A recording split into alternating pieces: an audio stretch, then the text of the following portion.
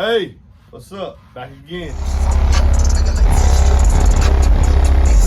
That first bass note hit me in the chest, and I was just like, there's no way that's 2/8. MB Enclosures has his own YouTube channel, and this guy is an animal when it comes to designing boxes.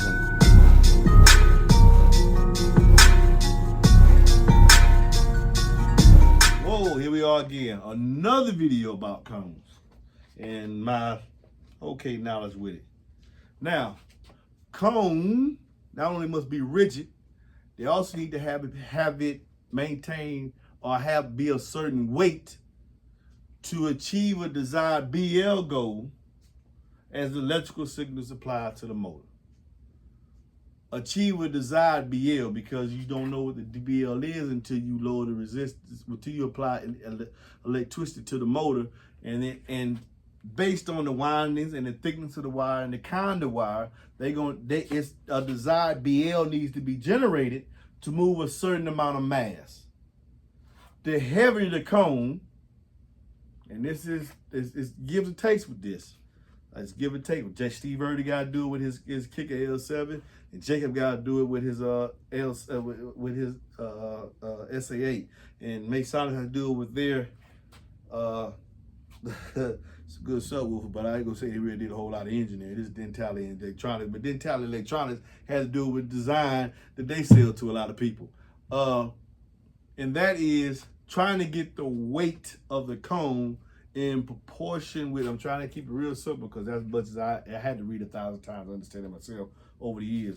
Trying to keep the weight in the cone to match the force or the BL in Tesla meters of the energy being directed inside the motor, okay? Now, the heavier the cone, the deeper the bass.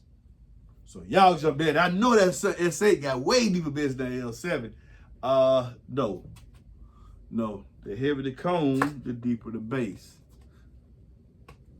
based on the energy generated with the windings of the coil and the wire.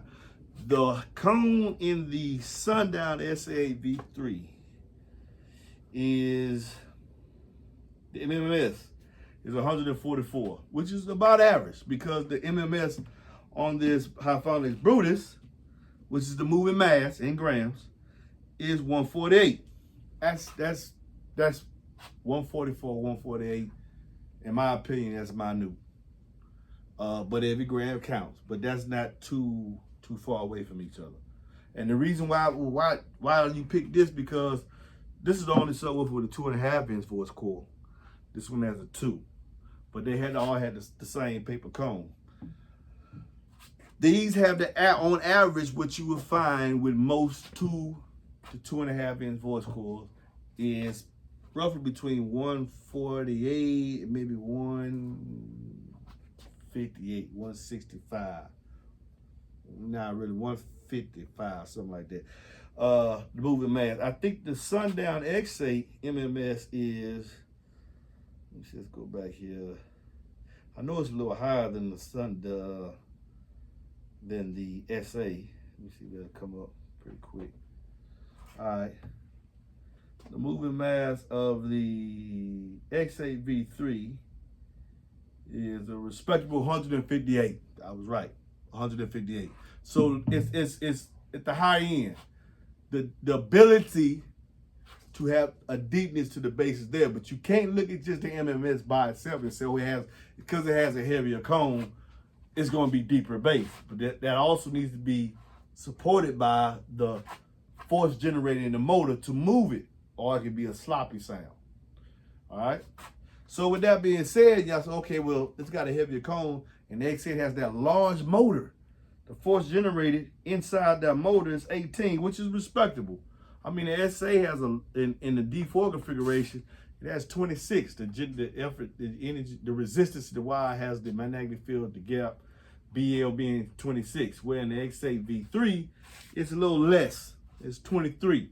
But the mass is greater. So there's other factors that Jacob did to help move that mass, because this cone is 14 grams heavier on the X8 V3 than it is on the SA V2.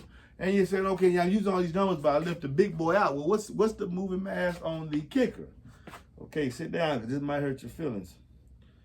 It might hurt your feelings, but it is what it is. Fact, not fiction. All right. The moving mass on the kicker is 170 grams.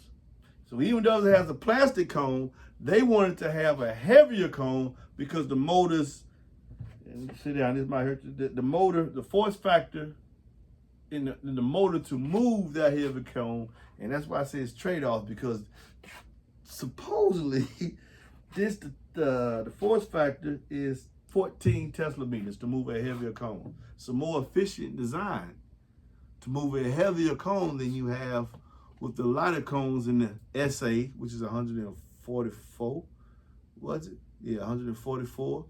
And the X8, which is the X8, which is 158. Both of them must take a seat.